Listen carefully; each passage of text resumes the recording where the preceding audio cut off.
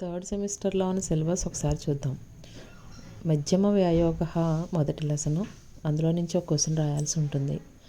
రెండవది సంకల్ప బలం, దాని నుంచి ఒక ఎస్ఏ క్వశ్చన్ రాయాలి.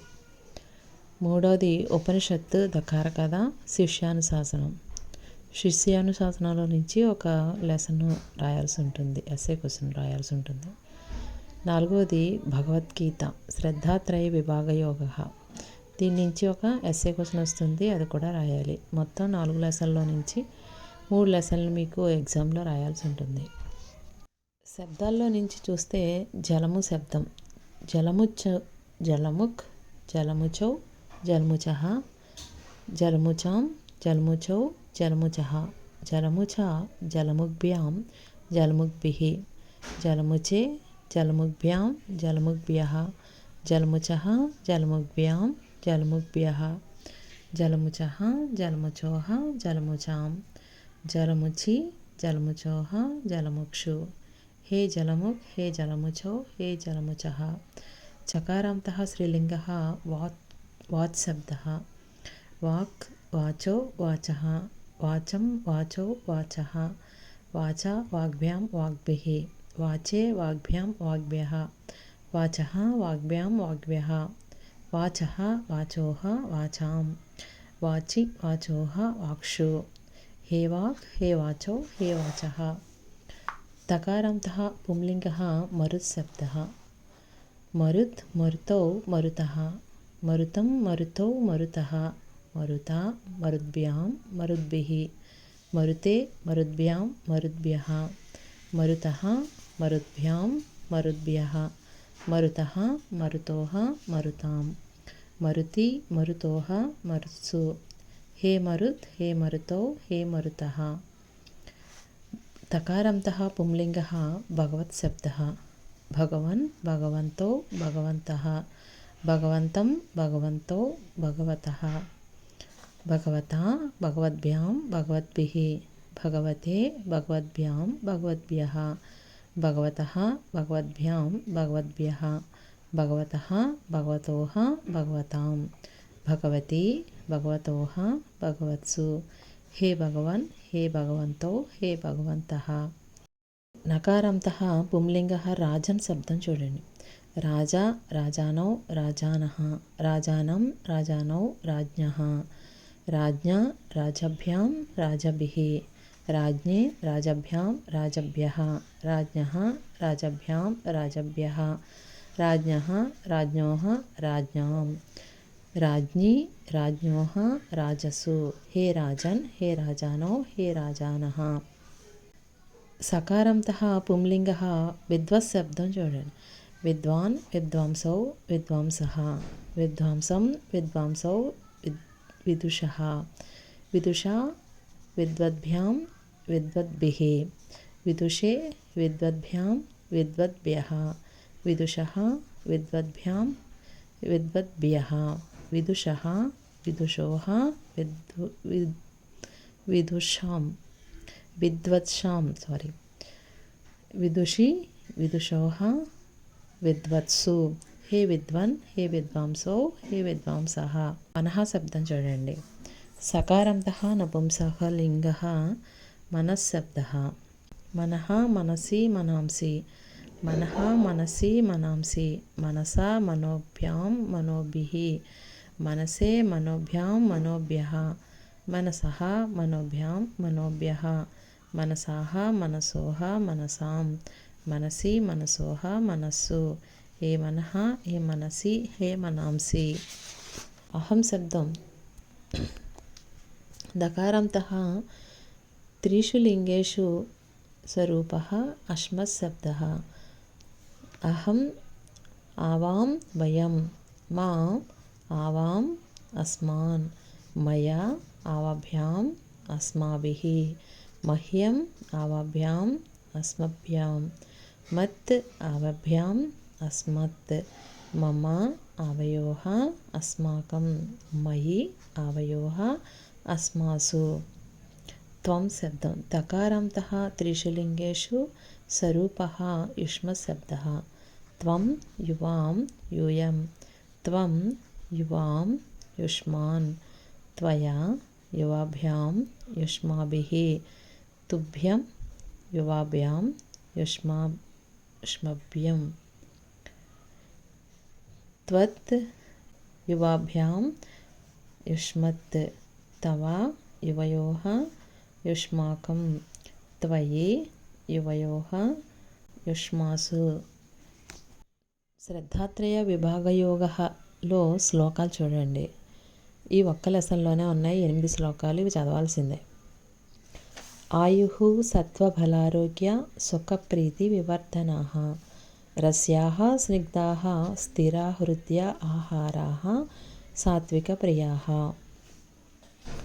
భావం: సత్వగుణం కలిగిన వారు తేలికగా జీర్ణమై బలాన్ని ఆరోగ్యాన్ని పెంచే గుణం కలిగి సంతోషాన్ని కలిగించే రుచికరమైన ఆహారాన్ని ఇష్టపడతారు. రెండవది, కట్వాంల లవణాత్యుష్ణ తీక్షణారుక్ష విదాహినః ఆహార రాజసస్తేష్ట దుఃఖ శోకామయ ప్రదాః. భావం: ఏ రుచి అయినా ఎక్కువ మోతాదులో ఉన్నప్పుడు ఇష్టమైతే అది అజీర్ణానికి అనారోగ్యానికి కారణమై బాధను కలిగిస్తుంది. కానీ తినేటప్పుడు తాత్కాలికమైన సంతోషం కలిగించే ఇలాంటి ఆహారాలు రజోగుణం కలవారికి ఇష్టమైనవిగా ఉంటాయి.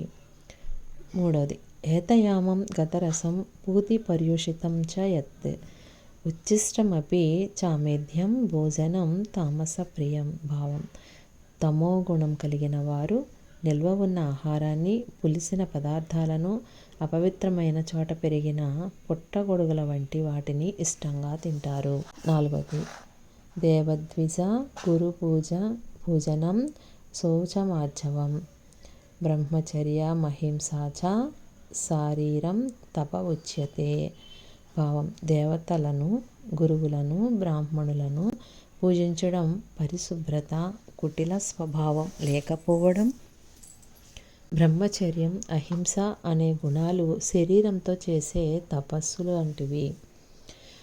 ఐదవది, అనుద్వేగకరం వాక్యం సత్యం ప్రియహితం చ యత్ స్వాధ్యాయాభ్యసనం చైవ వాంగ్మయం తప ఉచ్యతే.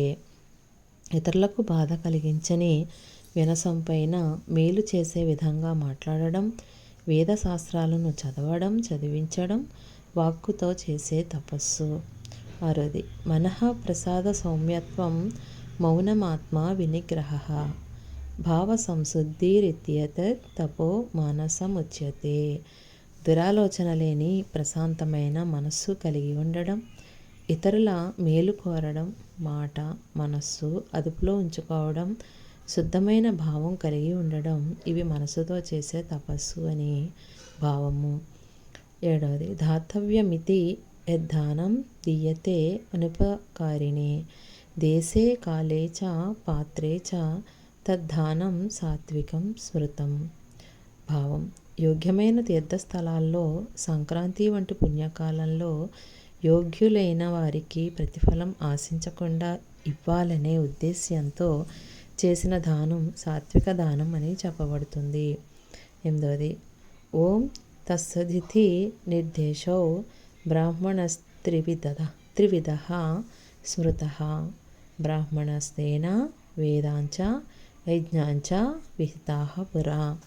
దీర్భావం: ఓంకార స్వరూపమైన వేదాలు పరబ్రహ్మం నుంచి తెలియబడ్డాయి. బ్రాహ్మణులు వేదాలు, యజ్ఞాలు తత్ సత్ అనే శబ్దాలతో సృష్టించబడ్డాయి. కనుక ఈ 3 శబ్దాలు పరబ్రహ్మ స్వరూపమైనవే. అలంకారాలు చూడండి ఒకసారి. ఉపమా అలంకారం. దీని లక్షణం ఏంటంటే, ఉపమా యత్ర సాదృశ్య లక్ష్మీ రుల్లసతి ద్వయోః.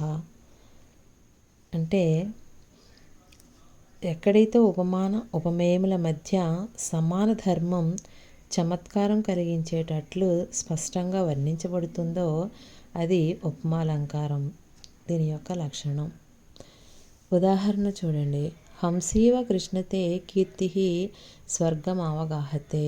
అంటే ఏంటంటే, ఓ కృష్ణ, నీ కీర్తి హంసవలే స్వచ్ఛమైన ఆకాశగంగలో మునకలు వేస్తుంది. ఇది ఉపమాలంకారం. అనన్వయాలంకారం. ఉపమానో ఉపమేయత్వే ఎత్ర కస్యైవ వస్తునః. అంటే ఏంటంటే ఒకే వస్తువునకు ఉపమాన ధర్మం ఉపమేయ ధర్మం రెండూ వర్ణించబడితే అది అనన్వయ అలంకారం అవుతుంది. ఉదాహరణ ఇందురిందురవ శ్రీమాన్ ఇత్యాదో తద అనన్వయ. అంటే దీని అర్థం ఏంటంటే చంద్రుడు చంద్రుని వలె కాంతిమంతుడు అని దీని అర్థం. గగనం గగనాకారం సాగరః సాగరోపమః. అంటే ఆకాశం ఆకాశం వంటిది. మరొక ఉదాహరణ రామరావణ యుద్ధోర్దివం రామరావణయోరివ. అంటే రామరావణ యుద్ధం రామరావణ యుద్ధం లాంటిది. ఉత్ప్రేక్ష అలంకారం చూడండి. ఉత్ప్రేక్ష అంటే ఊహ. దీని యొక్క లక్షణం ఉత్ప్రేక్షోన్నియతే యత్ర హేత్వాది నిహృణితం వినా. అంటే ఎక్కడ ఉపమేయానికి సంబంధించిన స్వరూపం హేతువు ఫలం దాచకుండా స్పష్టంగా ఊహించి వర్ణిస్తాడో అది ఉత్ప్రేక్ష అలంకారం. అంటే ఉదాహరణ త్వన్ముఖ శ్రీకృతే నూనం పద్మవైరాయతే శశి. దీని అర్థం ఏంటంటే ఓ ప్రియురాలా నీ ముఖ సౌందర్యం పొందటం కోసం నిశ్చయంగా చంద్రుడు తామర పూలతో వైరం తెచ్చుకున్నాడు. దీపకాలంకారం. దీని లక్షణం ఏంటంటే ప్రస్తుతానాం చ తుల్యత్వే దీపకం మతం. అంటే ఏంటంటే ప్రస్తుతములకు అప్రస్తుతములకును ఒక్కటే ధర్మం వర్ణించబడినట్లయితే అది దీపకం అని అనబడుతుంది. ఉదాహరణ మేధం బుధః సుధామిందుః బిభర్తిం వసుధాం భవాన్. ఓ రాజా పండితుడు బుద్ధిని చంద్రుడు అమృతాన్ని నీవు భూమిని ధరించును. అప్రస్తుత ప్రశంస అలంకారం. దీని యొక్క లక్షణం అప్రస్తుత ప్రశంస స్యాత్ సా యత్ర ప్రస్తుతానుగా. దీని అర్థం ఏంటంటే ప్రశంస అంటే వర్ణన, అప్రస్తుత ప్రశంస అంటే ప్రస్తుత విషయాన్ని సూచిస్తే అది చమత్కారం కలుగు చేస్తుంది. అప్రస్తుత విషయం వాచ్యంగా ఉండి దాని ద్వారా ప్రస్తుత విషయం వ్యంగ్యంగా వర్ణించబడితే అది అప్రస్తుత ప్రశంస అలంకారం అవుతుంది. దీని ఉదాహరణ ఏకః కృతి శకుంతేషు యో అన్యం శక్రాన్న యాచతే. దీని అర్థం ఏంటంటే పక్షుల్లో ఏది ఇంద్రుణ్ణి తప్ప వేరొకరిని యాచించదో ఆ పక్షి మాత్రమే ఉత్తమమైనది అని అర్థం. దృష్టాంత అలంకారం చూద్దాం. చేత్ బింబ ప్రతిబింబత్వం దృష్టాంత తదలంకృతి. దీని అర్థం బింబ ప్రతిబింబ భావాన్ని తెలియజేసేదాన్ని దృష్టాంత అలంకారం అంటారు. అంటే ఉపమాన ఉపమేయ వాక్యాలు భిన్నమైనప్పటికీ వాని మధ్య బింబ ప్రతిబింబ భావం వర్ణించినట్లయితే అది దృష్టాంత అలంకారము. దీని యొక్క ఉదాహరణ త్వమేవా కీర్తిమాన్ రాజాన్ విదురేవ హి కాంతిమాన్. అర్థం ఏంటంటే ఓ రాజా నువ్వే కీర్తిమంతుడవు చంద్రుడే కాంతిమంతుడు. 8వ అర్ధాంతరన్యాస అలంకారం. దీని లక్షణం ఉక్తి అర్ధాంతరన్యాసః స్యాత్ సామాన్య విశేషయోః. అంటే సామాన్యాన్ని విశేషం చేత కానీ విశేషాన్ని సామాన్యం చేత కానీ సమర్థించి తెలియచెప్పడం అర్ధాంతరన్యాస అలంకారము. ఇక్కడ ఎక్కువ వస్తువులను వర్ణించే సమానమైన ధర్మం సామాన్యం, ఒక్కరిలో మాత్రమే ఉండే ధర్మం విశేషం. ఉదాహరణ హనుమానాబ్ది మతరద్ దుష్కరం కిం మహాత్మనాం. అంటే ఏంటంటే హనుమంతుడు సముద్రాన్ని దాటాడు, ఇది అసాధ్యమైనటువంటి కార్యం, కానీ ఇది విశేషం, దీన్ని సమర్థించడానికి సామాన్య వాక్యంగా చేర్చబడుతుంది. అంటే ఇక్కడ మహాత్ములందరిలో హనుమంతుడు ఒక్కడు కనుక సాధ్యం కాని పని లేదు అనే సామాన్యంతో సముద్రం దాటడం అనే విశేషమైన పనిని సమర్థించి చెప్పబడుతుంది కనుక ఇది అర్ధాంతరన్యాస అలంకారము.